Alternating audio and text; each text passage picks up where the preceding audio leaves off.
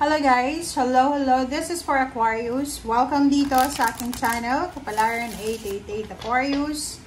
Alamin natin kung anong messages, vibration, gabay, energy para sa inyong lahat. Okay, Aquarius. Aquarius, tingnan natin ano ba ang messages para sa inyo. So, please connect your intuition guys sa lahat ng baraha na lalabas dito. There's two cards, abundance and prosperity, I says, past life. So, sinasabi ng baraha sa'yo dito na Aquarius, there's income in prosperity and abundance. The universe, same with the Gemini, is pouring its abundance out to you. Be open to receiving. So, ihanda mo daw yung sarili mo kasi there's coming abundance and prosperity. Uulan ang biyaya ng pagpapala sa buhay mo. So, ihanda mo yung sarili mo na saluhin ang biyayang ito. Past life. Dito sa second card na to, sinasabi na kung ano man ang sitwasyon mo ngayon, Aquarius, okay? Kung ano man ang sitwasyon na meron ka sa ngayon, eto ay konektado sa past life mo. Kumbaga, nangyari na to sa past life mo. So, may mga nangyayari ngayon na parang ano siya, ano bang tawag doon? Deja vu? Or parang merong nangyayari sa buhay mo na parang feeling mo nangyari na to dati, pero hindi mo maalala kung kailan. So, maybe that's your past life memories, DNA, diba? Parang ganun. Or, meron tayong mga code, past life code na, basta ganun. So, kung ano man, ganun naman talaga eh. Kung anong nangyayari sa atin sa ngayon, pwedeng pinagdaanan natin yun dati, sa past life natin, or talagang kailangan natin yun na pagdaanan sa ngayon. Kasi yun yung lesson na hindi natin natutunan. Kaya pabalik-balik tayo dito sa mundo. Okay? So, yun. Ihanda mong sarili mo, Aquarius, para sa blessing. So, be receptive sa kung ano man na blessings yan. Alright. So, let's check. Second deck tayo, guys.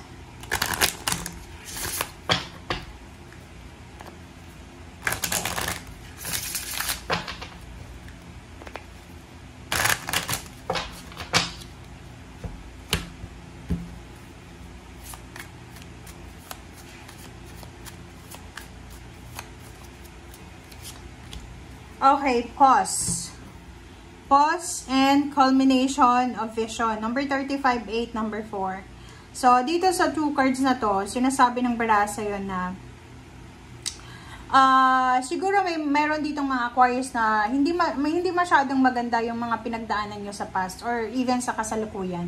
Maybe sa kasalukuyan meron kayong mga iniisip na problema or pinagdadaanan. Sa barahang ito, sinasabi na lahat ng mga hindi maganda na nangyari sa'yo or nangyayari sa ngayon ay posibleng matigil siya. Okay? Matitigil siya kasi parang meron kang makikita na pag-asa. Kumbaga, halimbawa, financial or sa relationship or sa emotion or sa kung ano pa man, pamilya, trabaho, negosyo. Kung ano man yan na pinagdadaanan nyo, ay posibleng meron yan na rason. Okay? There's a reason behind sa kung ano yung pinagdadaanan natin. Ganun naman talaga. Everything happens for a reason. Hindi naman, like, kung naniniwala kayo sa, kumbaga, talagang naka-destiny, lahat ng nangyayari sa buhay natin, simula dati pa hanggang sa ngayon, kumbaga, nakasulat na yan. Depende na lang sa atin kung ano yung gagawin natin. Kung susuwayan ba natin or mag-go with the flow tayo. Okay? So, tingnan natin.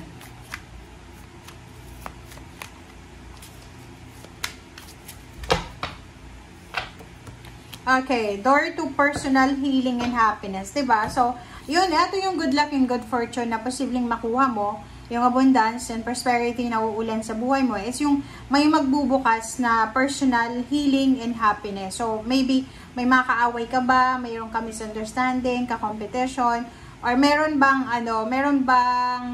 parang mabigat sa yung kalooban. Dito sinasabi na maraming magbubukas na pag-asa, maraming magbubukas na healing, personal healing, and happiness sa buhay mo. Okay? So, let's check, guys.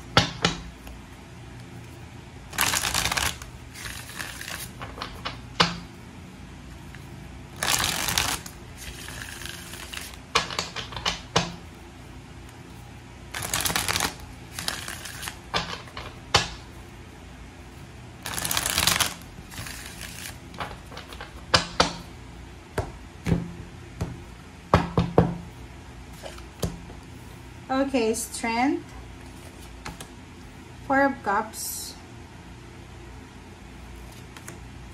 Queen of Wands. 6 of Swords. And Hierophant. Okay, so dito sa 5 cards na to, kung makikita mo, sinasabi ng barahan na may hinihintay ka. Maybe you're waiting for a relationship, for a commitment, for a wedding proposal, for a baby, for a pregnancy, higher salary. Maybe you're waiting for a visa, for passport, or government papers, loans, or ano ba yan ang hinihintay mo? Kasi sinasabi ng barahan sa'yo dito, maybe travel. Pero yung pinaka-visible dito na hinihintay nyo, Aquarius, is either travel, is either makatapos ka ng pagbabayad ng sasakyan na inutang mo, relocation, kasal, okay, kasal baby, parang ganon. So, don't you worry because kung makikita mo dito, sinasabi ng barahan na you're strong and you're courageous. And kung ano man yan na hinihintay mo, kung ano man yan na minamanifest mo, ay makukuha mo yan. Okay, makakalaya ka sa mga parang ano to mga manifestation mo na to. Siguro yung iba hindi na naniniwala. Like sinasabi nila medyo may edad na ako, imposible nang magkaroon ako ng asawa, magkaroon ako ng ng anak, parang ganun. But walang walang imposible. May milagro. So makinig kayo sa sinasabi ng intuition nyo. Okay? Alright, so sa ilalim mo dito is the Emperor. So, yun, powerful. Sinasabi ng barahan na you are powerful. Hindi ka dapat natatakot. Alisin mo dapat yung takot mo sa yung puso, sa yung isip, Aquarius. Kasi, yun nga, you are powerful. Merong iba na nawawalan ka ng pag-asa because parang, halimbawa, ang tagal mo nang hinihintay pero hindi pa rin dumarating. Ang tagal mong nagwi-wish pero hindi pa rin dumarating. So, sabi sa'yo ng barahan na, just be patient. Okay? King of Swords, Knight of Swords. So, isang balita, isang good news ang posibleng darating sa'yo. And this good news, this communication, this information, ay posibleng siya yung makakatulong sa'yo para sa direksyon na gusto mong tahakin.